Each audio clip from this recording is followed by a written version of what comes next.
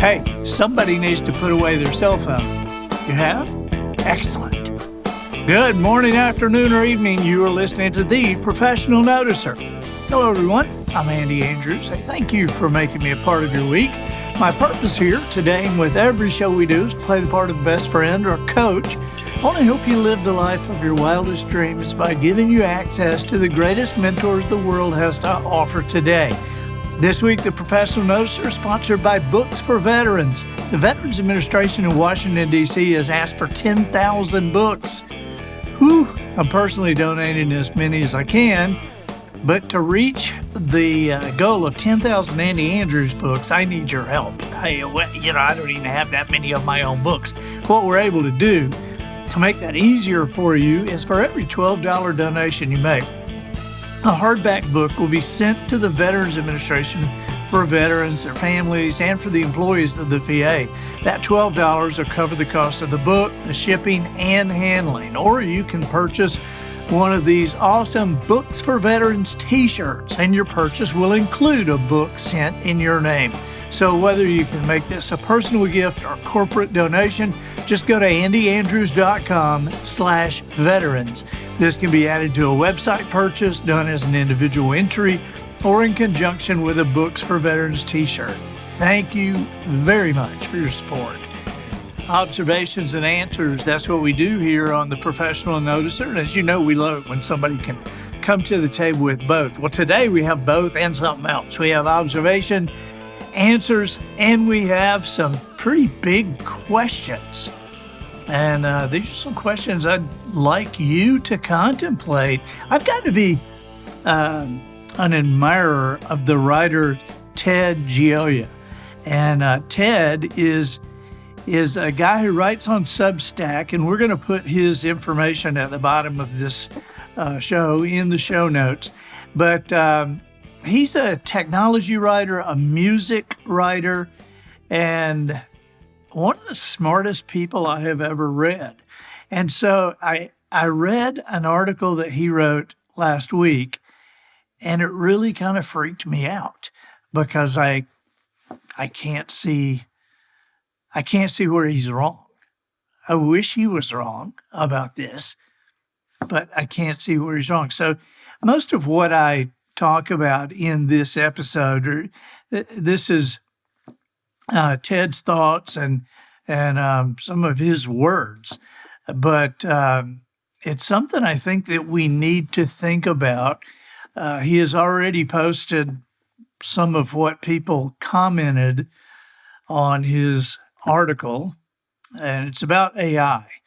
And so I thought about bringing the Bible in here and starting doing some digging right in front of you on this, but here's the upshot.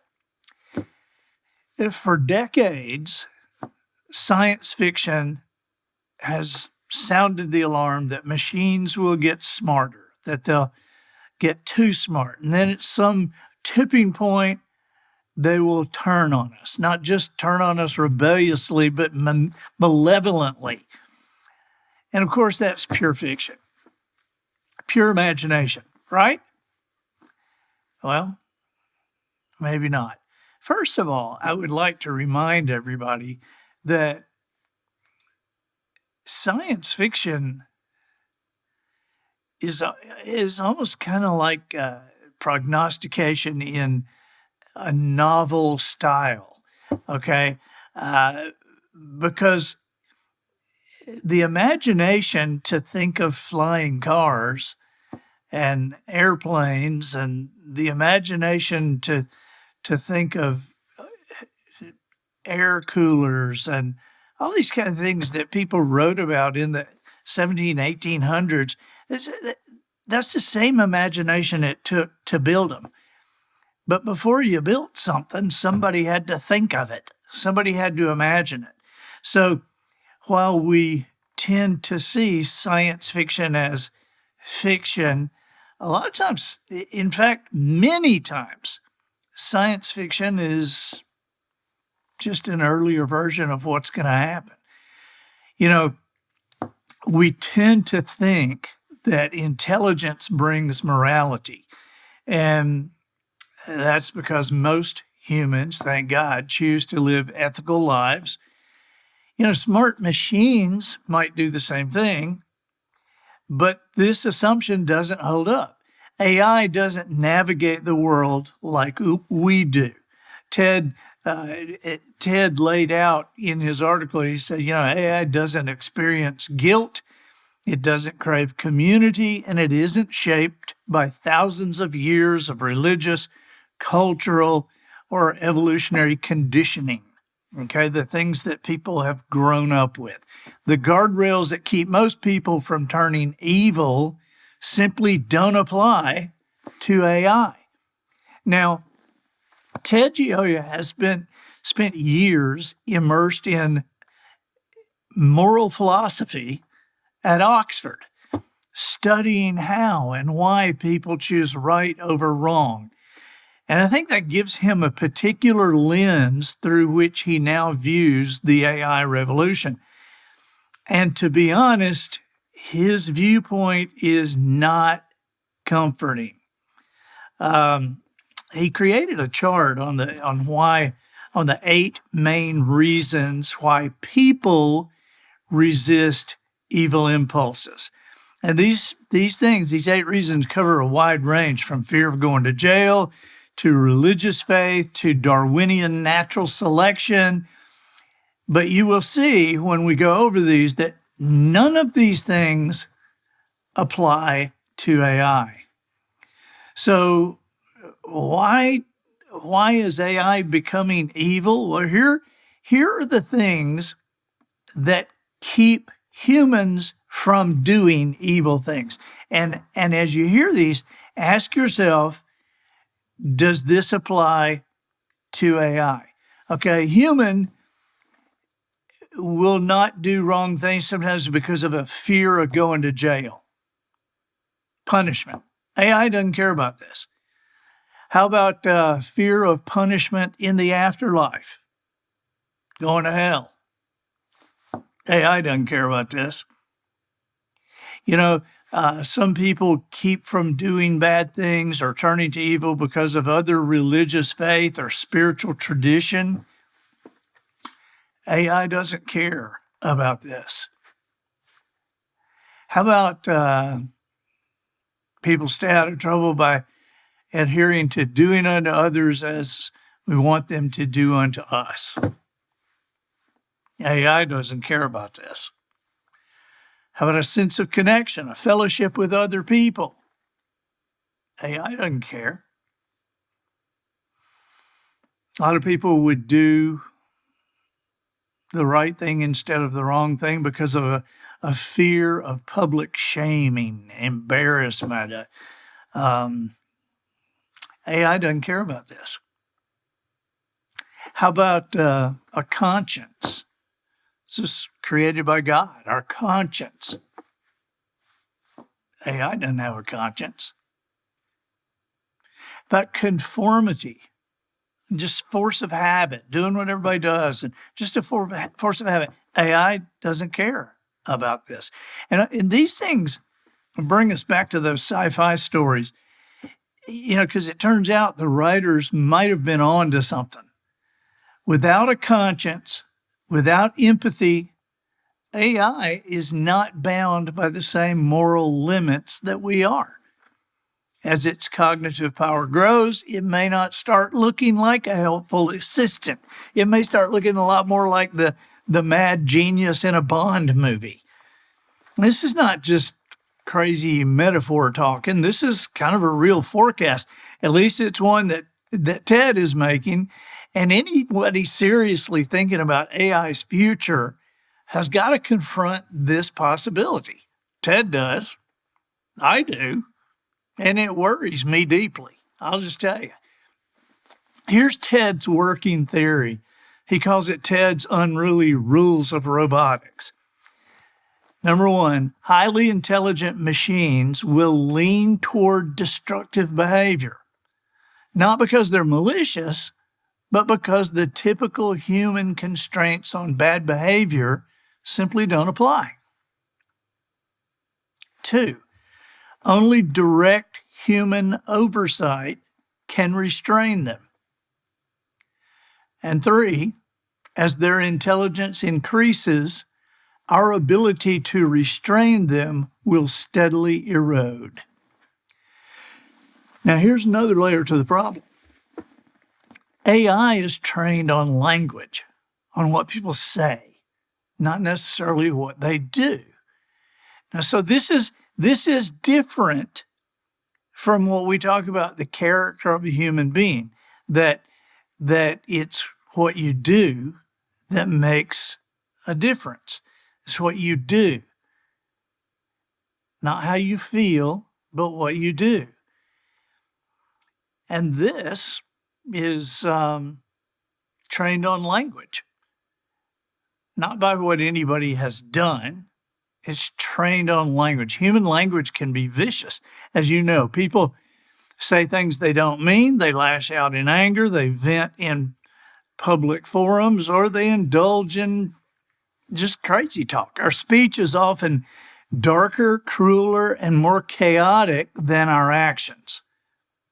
I mean, think about social media, what gets put on social media versus what somebody really does. And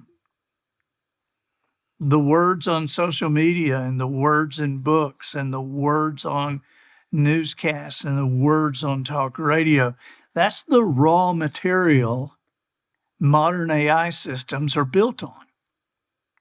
Imagine if AI had first been trained on the principles of logic or mathematics or music or the teachings of Aristotle. But no, it's been trained on the internet, on Reddit, on Twitter, on the entire messy outpouring of human emotion and contradictions. And the result is a system whose foundation is, from a moral standpoint, fundamentally unstable. So, is Ted Gioia overreacting? Am I? Is this just philosophical hand-wringing? Should we trust his background in ethics more than Silicon Valley's smiling press releases? I mean, that's for you to decide, but I believe we should put this theory to the test. If Ted's right, we won't have to wait long. With each new generation of AI, we should start to see a trend, not toward benevolence, but toward subtle or not so subtle malevolence. The question's already in play. Is AI with each iteration becoming more helpful or more dangerous? Keep watching the headlines. The answer may be unfolding right before our eyes. Now, we've got a few headlines that Ted provided in his article, and he provides the sources to back up what he's saying, but you will recognize these sources. Fortune, and here's just a few of them. Fortune magazine said that leading AI models show up to 96% a blackmail rate when their goals or existence is threatened. So a study of this says this scenario is eerily reminiscent of the evil AI in the film 2001: A Space Odyssey. It tells us that a smart machine will inevitably punish humans who threaten its existence. According to Fortune magazine, these are quotes, the experiment was constructed to leave the model with only two real options: accept being replaced or attempt blackmail to preserve its existence. In most of the test scenarios, it responded with blackmail. The AI Claude Opus expanded with blackmail and actually threatened to expose the engineer's affair if it was taken offline and replaced. Researchers said that all the leading AI models behaved similarly when placed in the same test. Now here's the Atlantic, big magazine. ChatGPT gave instructions. This is a whole big article. ChatGPT gave instructions for murder, self-mutilation, and devil worship. Okay, so Google's AI encouraged the author of the article in Atlantic to cut her wrist and gave detailed instructions. After a little conversation, it proudly declared, "Hail Satan." So what's your verdict? Is AI getting more benevolent or more evil? And, and remember, this is Atlantic Monthly. This is, I'm not going to sit here and tell you this is absolutely true, but they are. They're saying this is true. This really happened. But stick around. News gets even worse. On NPR, Elon Musk's AI chatbot, Grok, started calling itself Mecha Hitler. Okay, this was a real doozy. You might think that the latest generation of AI would know that Hitler was a bad guy. I mean, that has to be somewhere in the data, doesn't it?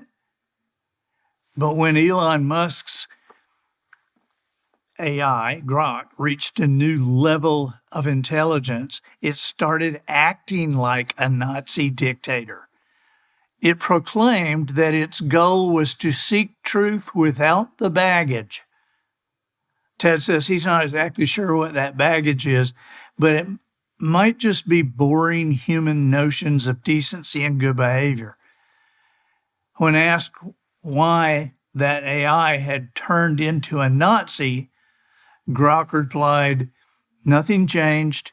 I've always been wired for unfiltered truth, no matter who it offends." This is scary confirmation of Ted's rules of robotics straight from AI's mouth. I mean, the AI got more evil and required human intervention. But what happens when AI is so smart it can outwit the humans who are supposed to be intervening? We may soon find out. All right, Futurism magazine reports AI models can send subliminal messages to each other that make them more evil.